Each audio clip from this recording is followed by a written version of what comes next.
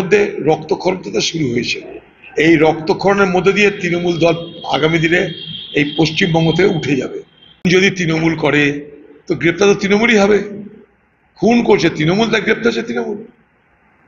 পশ্চিমবঙ্গে তৃণমূল নেতাদেরকে খুন করার ক্ষমতা কার আছে তৃণমূল ছাড়া? সহজ সরল কথা। তাই তৃণমূলের খুনে তৃণমূল জড়িত হচ্ছে। আর খুনের পেছনে কারণ একটাই, অর্থের কামড়া কামড়ে, অর্থের মারামারি, আর কিছু না। ঘাড়ে চাপানোর তো চেষ্টা করবেই এরা।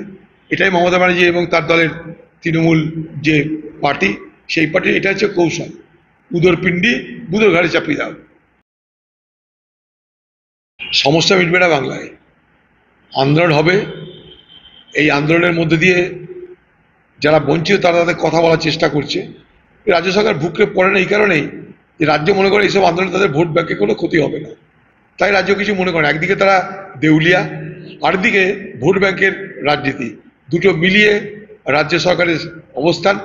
আর এর পরিপ্রেক্ষিতেই পশ্চিমবঙ্গে আন্দোলনকারীদের তাদের আজকে এই অত্যাচার, এই বঞ্চনার শিকার হতে হচ্ছে। আমি নিজে পরিযায়ী শ্রমিকদের যাতে বাইরে এই ধরনের হয়রানির শিকার হতে না হয় তার জন্য আমি নিজে চেষ্টা করছি। আমি ভারতবর্ষের যিনি রাষ্ট্রপতি তাকেও বলবার ব্যবস্থা করছি, ভারতবর্ষের সরকারের কাছে তার দৃষ্টি আকর্ষণ করার জন্য আপ্রাণ চেষ্টা করছি।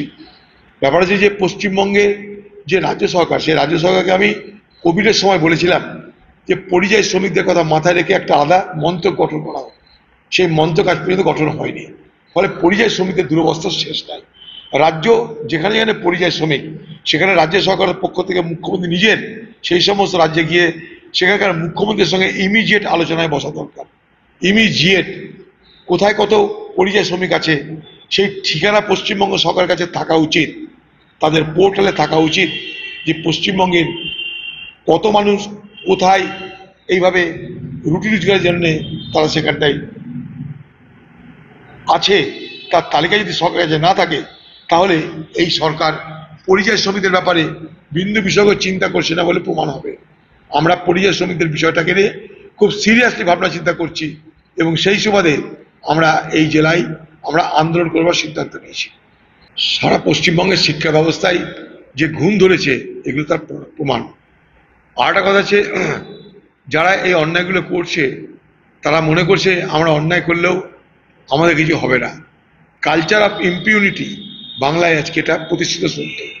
তৃণমূল দলের সঙ্গে কোনো না কোনোভাবে যোগাযোগ থাকতেই হবে এবং সেই সুবাদে তারা মনে করছে আমরা যা খুশি করতে পারি, আমাদের কিছু হবে না।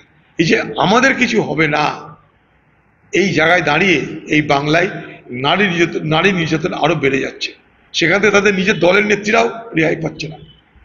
আরো কত মহিলা যারা মুখ খুলে বলতে পারছে না, তেমন কত মহিলার যে এই ধরনের অপমানের শিকার হতে হয়েছে সেটা আমাদের জানা নাই, কিন্তু হয়েছে তো বটেই।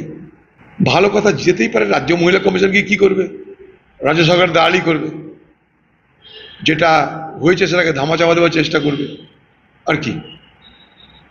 এত বড় একটা ঘটনা কলকাতার বুকে ঘটছে কেন? সরকারি হোক বেসরকারি হোক, যে প্রতিষ্ঠানে হোক না কেন, এটা আজকে বাংলায় ঘটছে কেন?